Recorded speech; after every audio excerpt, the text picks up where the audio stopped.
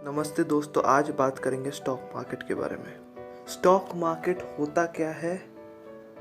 आप अगर टीनेजर हैं, आप स्टॉक मार्केट में कैसे इन्वेस्ट कर सकते हैं एज अ इन्वेस्टर, उसके बारे में आज बात करेंगे। स्कैम 1992 से बहुत लोग एकदम इन्वेस्टिंग में घुस गए। लॉकडाउन में जब मैंने ग्राफ देखा तो बहुत ही ऊपर तक गया था। मतलब लोगों ने बहुत ज़्यादा सोचा कि इन्वेस्ट करते हैं। मुझे 8 साल का एक्सपीरियंस है स्टॉक मार्केट किस तरह से बिहेव करता है, बट अभी भी मुझे लगता है कि मैं स्टॉक मार्केट में एक्सपर्ट नहीं हूँ। और यही एक बात है, ये स्टॉक मार्केट या स्टॉक एक्सचेंज एक ऐसा जगह है जहाँ पे ना कोई एकदम होशियार है, ना कोई एकदम बेवकूफ़ है। आपने वॉरेन बफेट का नाम सुना ही होगा। द वैल्यू इन्वेस्टिंग में सबसे बड़ा नाम है उनका। एक बार उनसे पूछा गया कि आपने अमेज़ॉन में क्यों नहीं इन्वेस्ट किया, तो उन्होंने कहा कि मुझे नहीं पता था कि अमेज़ॉन इतना ग्रो कर जाएगी। जो सबसे दिमाग वाला व्यक्ति, जिससे पूरा स्टॉक मार्केट का द वैल्यू इन्वेस्टिंग का सबसे बड़ा आदमी कहा जाता है, जिसे सबसे ज़्यादा नॉलेज है स्टॉक मार्केट के बारे में, उसे भी नहीं पता था कि अमेज़ॉन ग्रो कर जाएगा, ये इंडस्ट्री ग्रो हो जाएगी। क्योंकि समझ रहे हैं आप ये बात कि स्टॉक मार्केट बहुत अनप्रेडिक्टेबल है।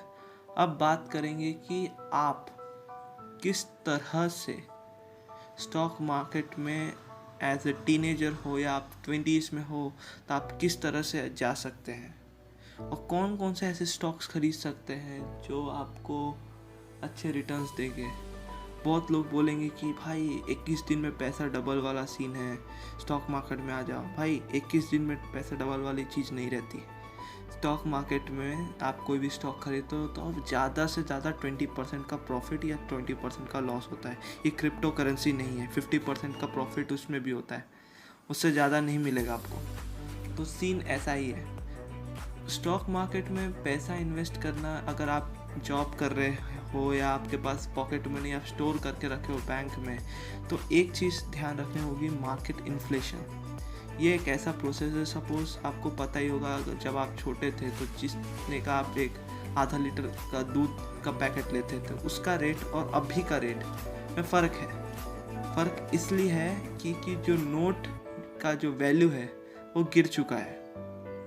तो ये अपने पैसे को एक बैंक में स्टोर करके रखना, जो अगर सपोज आपने 1 लाख स्टोर किया, तो अगर समय के साथ अगर चलेगा तो वो 50 लाख हो जाएगा, उसका वैल्यू 50 लाख हो जाएगा। तो पैसा स्टोर करके रखना नहीं है। और अगर बहुत लोग ऐसे इन्फ्लुएंस करेंगे कि आप स्टॉक मार्केट में आओ, ये आ जाओ, वो आ जाओ, उसमें फ़ायदा है, ये है, उससे उनको भी फ़ायदा होता है स्टॉक मार्केट में, और ब्रोकर्स को फ़ायदा होता है कि स्टॉक्स जो लोग खरीदते हैं उससे वो स्टॉक का प्राइस बढ़ता है, तो आप उनको भी फ़ायदा मिलेगा। ये भी एक पॉइंट आपको ध्यान रखनी है, ठीक है। और बहुत सी ऐसी चीज़ें हैं जो आपको समझनी होगी अगर आप स्टॉक में लॉस नहीं उठाना चाहते, और एक मोटिवेशन रहना चाहिए कोई भी स्टॉक्स खरीदने में। वैसे इन्वेस्टिंग में आपको उतना प्रॉब्लम नहीं है, इंटर ट्रेडिंग करेंगे तो रिस्क बहुत ज़्यादा रहेगा, पर प्रॉफिट भी उतना ही ज़्यादा रहता है। तो ये भी एक बात है कि आपको कौन से स्टॉक्स खरीदने चाहिए जो आपको कंफर्टेबल हो। आप कोई भी स्टॉक ऐसे रैंडमली नहीं खरीद सकते, आपको उसमें होमवर्क करना पड़ेगा, जो स्टॉक क्या करती है। और दूसरों के इस पे मत जाइए कि मुझे यहाँ पे मुझे एक टिप मिली है, मैं ये वाला स्टॉक खरीद, इसमें फ्यूचर में बूम आएगा, है ना। कभी ऐसा मत करना, किसी के बातों में नहीं आना। आपको अगर करना है तो आप ना अपने इन्वायरमेंट में, आपके आपके पेरेंट्स जिस प्रोफेशन में हैं, या आप जिस प्रोफेशन में अगर जॉब कर रहे हो, तो जिस प्रोफेशन में, सपोज मैं एक सिविल इंजीनियरिंग का प्रोफेशन है मेरा, तो मेरे पास सीमेंट, स्टील, सैंड, मेरा मेन इन्वायरमेंट यही है। तो मुझे पता है मार्केट में क्या चल रहा है, क्या नहीं चल रहा, मुझे उसके ऊपर उसका इंफॉर्मेशन निकालने की ज़रूरत नहीं, उसके ऊपर रिसर्च करने की ज़रूरत नहीं कि कौन सा मटेरियल अच्छा है, कौन सा मटेरियल बुरा है। तो फिर उसके बाद मैं स्टॉक्स का एनालिसिस करता हूँ कि चलो ये गवर्नमेंट के कामों में, गवर्नमेंट टेंडर्स में ये सब मटेरियल यूज़ होता है, तो हम ये वाले स्टॉक्स खरीद देते हैं, जिससे अब जब मार्केट इन्फ्लेशन होगा, जब हमारा पैसा स्टक है या आप ये है तो ग्रो हो जाएगा। ये एक तरीका बहुत प्यारा है, ऐसा तरीका आपको कहीं नहीं मिलेगा। और अगर आपको थोड़ा सा रिसर्च करना है और आपको उतना भी नहीं, सपोज़ आप पूरे ब्लैंक हो, आपको कुछ नहीं पता कि आपको किस से स्टॉक्स में ख़रीदना चाहिए, कौन सी चीज़ों में ख़रीदना चाहिए, तो मैं आपको 3 ऐप बताऊंगा। आप वो ऐप डाउनलोड कर लो और उसके हिसाब से आपको समझ में आएगा, आप इस तरह से कर सकते हैं। पहला है मनी कंट्रोल, जिससे थोड़ा सा ना मार्केटिंग वाइब आएगी उसमें से।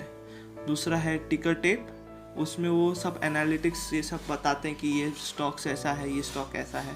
सेल्फ रिसर्च करते रहना है, ऐसा नहीं है। और एक है स्मॉल केस, ये एक ऐसा है कि आपको एक पोर्टफोलियो देता है कि आप ये स्टॉक्स हैं, आपके बजट के हिसाब से आप ये स्टॉक्स खरीद सकते हैं। एक इंडेक्स फंड है, म्यूचुअल फंड का जो प्रॉब्लम्स होते हैं, जैसे क्या रहता है इंडेक्स फंड में भी बहुत सारे प्रॉब्लम है। आपको नेक्स्ट वीडियो में बताऊंगा कि वो उसमें क्या प्रॉब्लम्स रहते हैं। एक अच्छा ऑप्शन है इंडेक्स फंड।